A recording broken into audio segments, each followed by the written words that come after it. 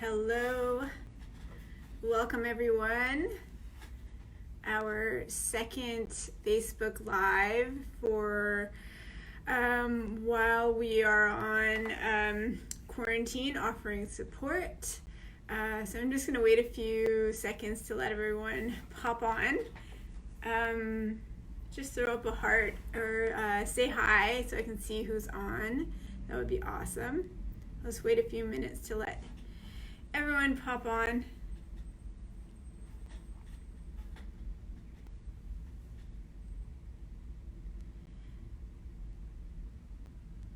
All right, I think let's get started. So the Brio team and our marketing team, so Jatinder's watching. Hi, Jatinder.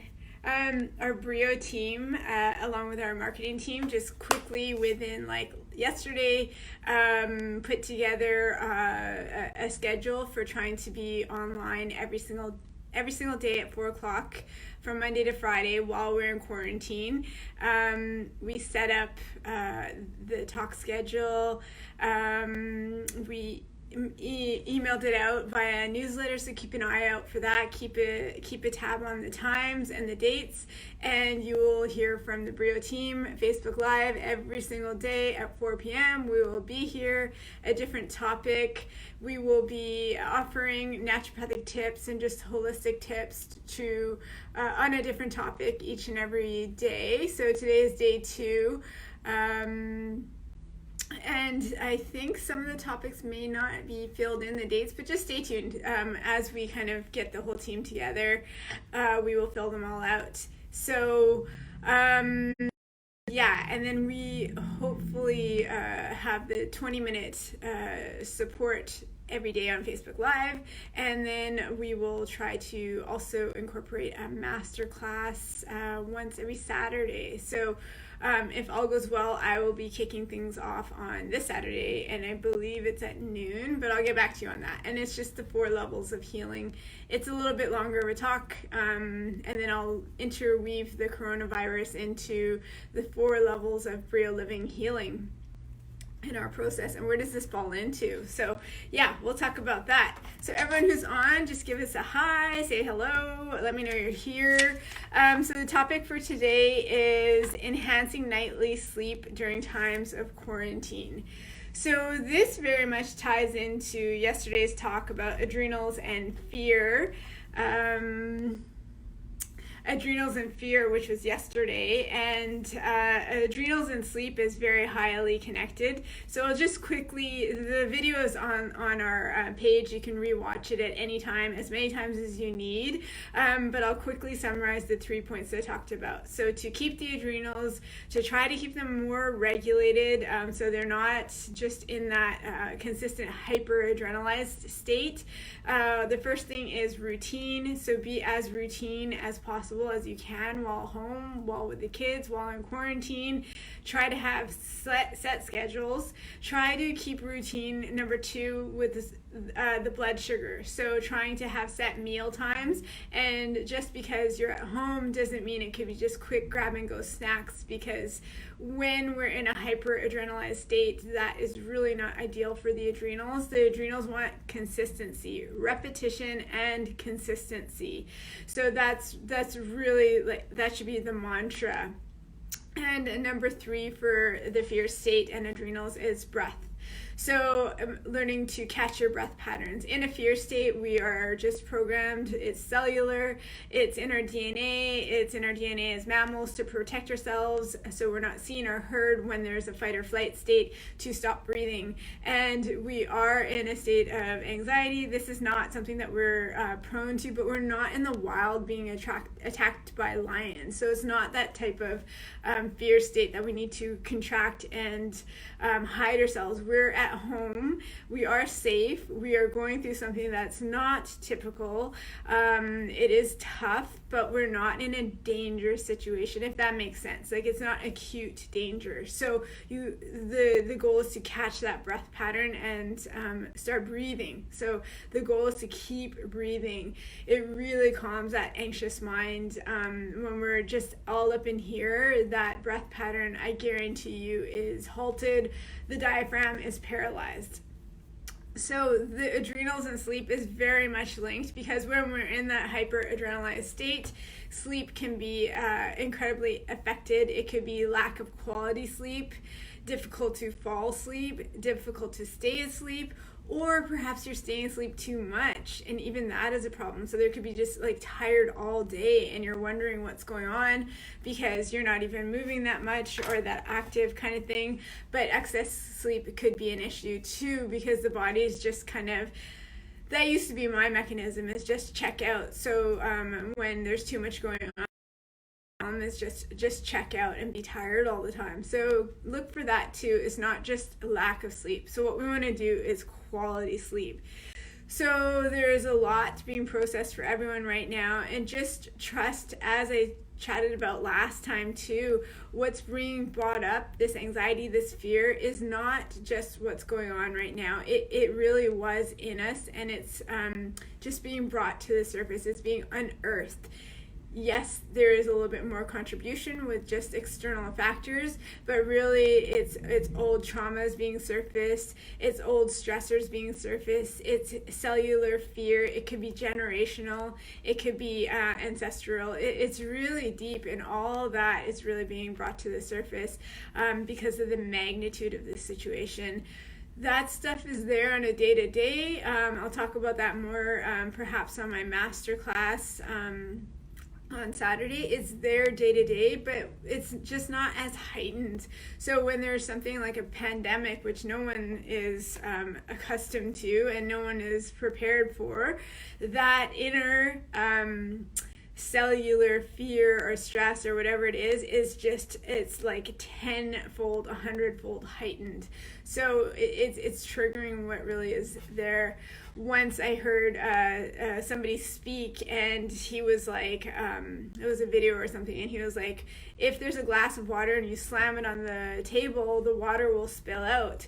But the water couldn't spill out if the glass is empty. So that impact, that sudden event of slamming the glass, brought out what was inside the water. So, or inside the glass, the water that was inside the glass. That's really what's going on with us. All these emotions, our security, our safety, all that stuff being brought to the surface. So what can we do? Oftentimes, this is a very mental process when our survival mechanisms are kicking in. It can really affect our sleep. So I wanted to touch on a few things. So likely many of us are quarantined at home. There's kids in the mix. Everyone is at home. But check your caffeine. So perhaps in the workday, when you're running around and then shuffling kids to hockey, soccer, all this stuff, and going to work and doing all this stuff, you feel that part of your routine was coffee, tea, perhaps 1-2 times a day, and the focus needed to be acute at work, and during that afternoon lull, a little bit of coffee helped. So just check, when you're at home, do you really need it? If you are working from home and try to multitask the kids and getting work done still remotely from the office, but at home, you may need a little booster, but just check it, because when we're at home, we're not expending as much energy when we're stationary.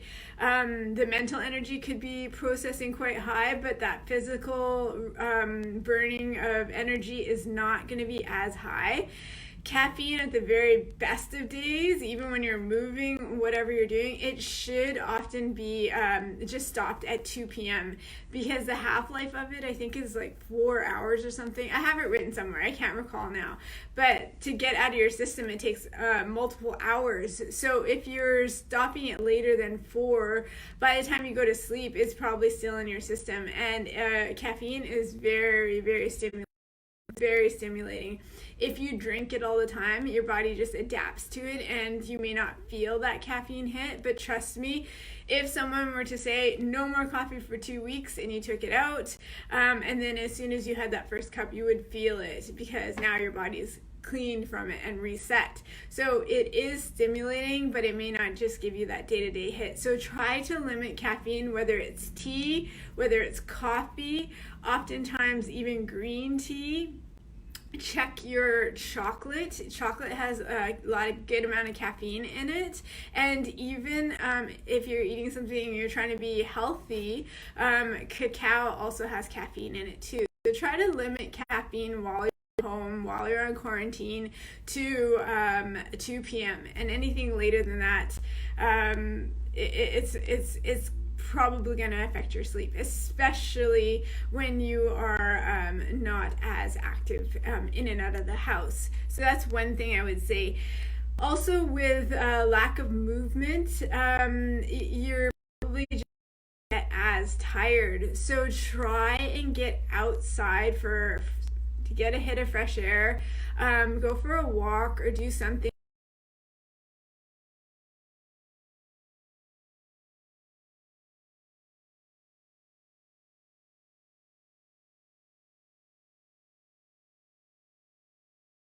Network connection. Can you guys still hear me? Yes, thumbs. Is it paused or?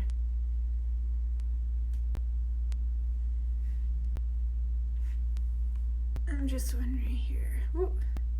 Can everyone still hear me? Just give me a thumbs up if you can.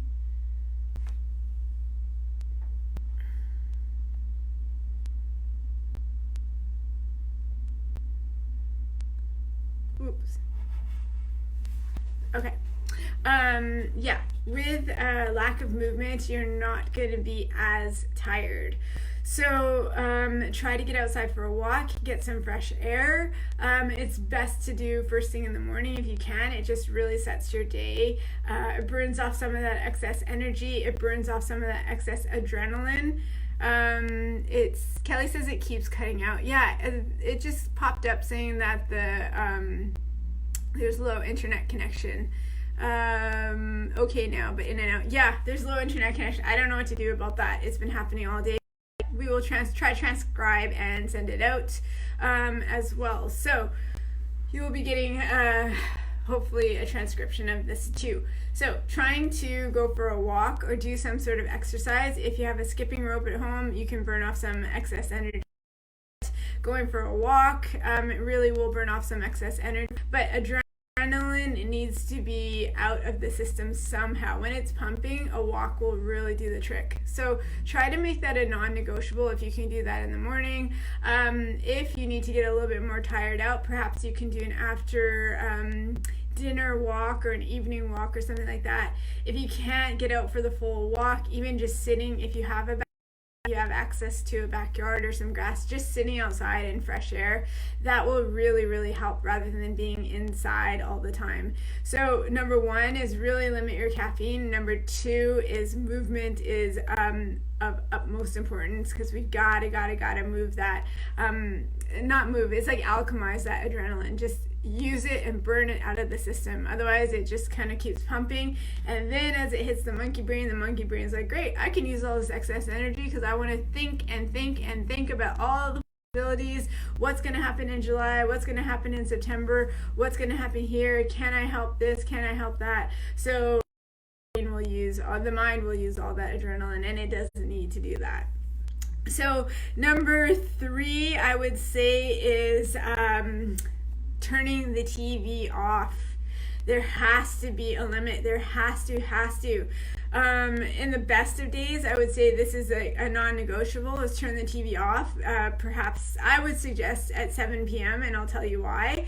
Our bodies have in rhythms. So we are innately programmed to with the sun rise and go to sleep with the sun set. And in traditional cultures, exhaustion and sleep is generally never an issue. What they may have issues with is perhaps illnesses, infections, parasites, things like that, deeper degenerative disease. But usually exhaustion is not one of the issues, because there is that connection to the sunrise, sunset, and there is very limited artificial light. Now we can totally override the sunrise and sunset by all the lights being on. So at 2 a.m. you can all as you're in quarantine and just be having a little nap or whatnot and thinking that you're not tired. But really, if there was no lights in the house, be tired, and so that totally throws off our circadian rhythm. So we should technically be waking up with sunrise, so try to keep a morning routine that's fairly early, and then the day is set for sleep first thing in the morning. So you get up in the morning, if possible, if you're allowed or able to or can get a chance to go out for a walk, that would set your day for the melatonin dropping as you wake up in the morning, opening up the pineal gland, and then towards the evening.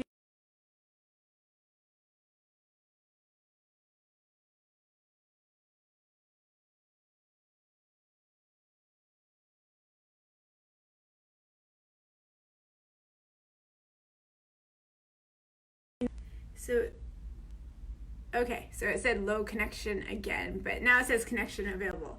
So at 7 p.m., as that should be a rule to really turn the TV off. Watch the 6 o'clock news.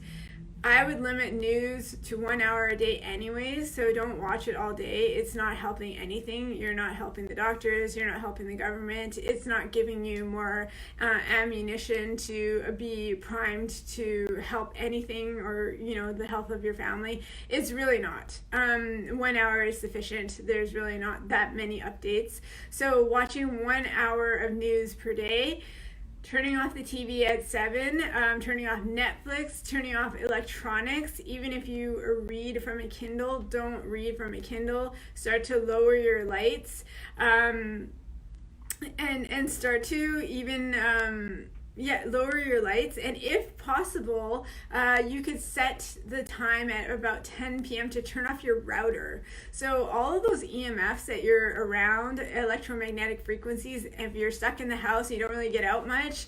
When you get outside, you get to release a lot of those EMF frequencies, just being in nature. But when you're inside more, it can make those already anxious thoughts even more racy and more anxious because you're around that stimulation. Being in front of those screens, being in front of your laptop, being in front of the TV is highly stimulating. We don't really realize it because we do it all the time, but it's highly, highly stimulating. So again, whatever thoughts are going on that are already there because of this situation, they're just going to be amplified and heightened because of being around these electronics.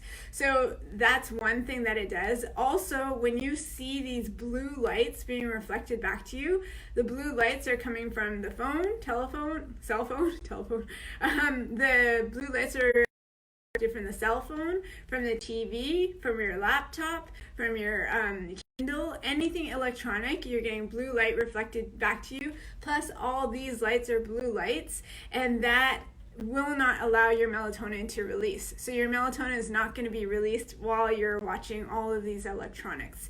So as you start to dim the family kind of lights at around 7, maybe 8 p.m., take about 2 hours to have that kind of transition time. Start to turn off electronics around 7 or 8 maximum. Turn the TV off. A lot of people want to do Netflix and chill out, but if you can't sleep, this is one thing I would highly suggest. So start to turn that down, because when your head hits the pillow, and the eyes are closed and you're going into deep sleep, it takes your body about 2 hours to release peak melatonin. And melatonin is where we get that deep, deep quality restorative sleep. A lot of people supplement it, but you do not need to supplement it when you follow the circadian rhythms. And what we're trying to offer with these little snippets of lives every day is just lifestyle changes that you can do at home, and we don't want you to run out and grab supplements or things like that. I would say lavender, but not everyone's going to have that at home. So what we do is offer a little lifestyle change that are profound, that can help enhance your sleep at home without having to run out and grab a supplement.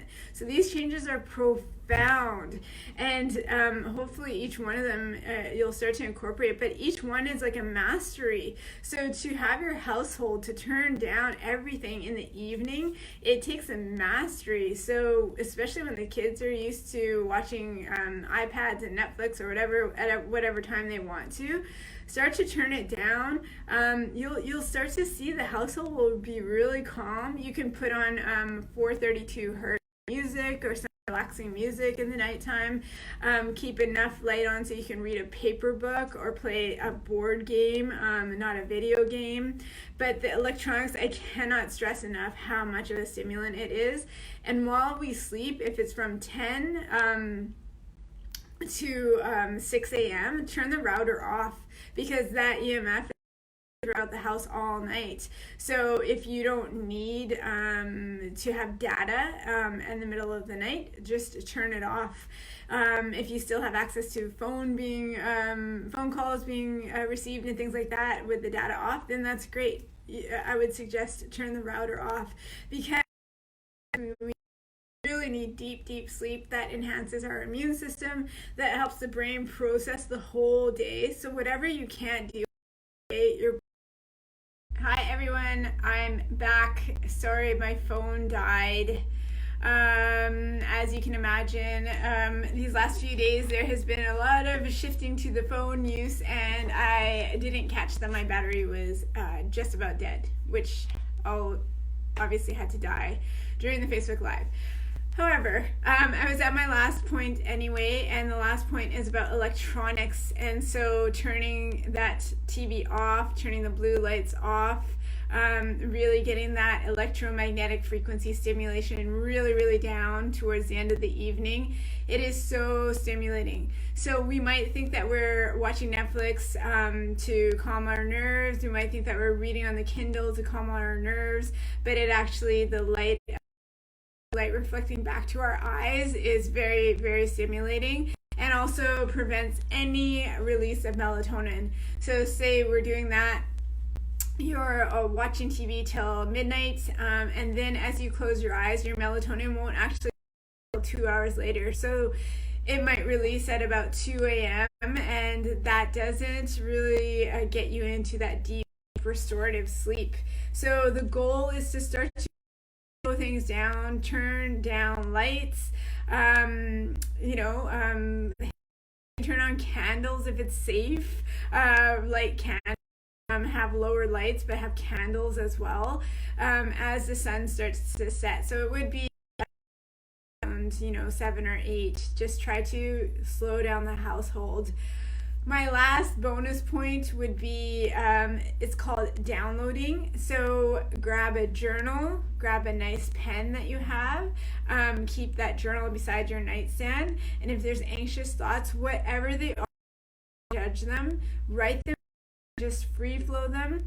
If you have to work from home and then you have with you in the daytime too, and you're thinking about your schedule for the day, write it all down. Just write it down. It may not make sense, it may not be totally accurate. Life is going to unfold while you're at home the next day, but just write it out, because the mind just doesn't want to. So once it knows that everything is downloaded and written beside you, the pen and pad is right beside you, your subconscious knows, okay, she's not going to forget, or he's not going to forget. And in the middle of the night, should you forget, there's another point that pops up. Your mind also knows that the pen and pad is right beside your bed at another point. So it just wants to know that you won't forget anything. So as it subconsciously knows, it can see the pen and the journal, it will allow your brain to relax, because it knows you won't forget anything. I had all these points. Get it out of here. I think that the mind is like this great amplifier, so it could be one point, but when there's a time of like speediness, that point is just amplified.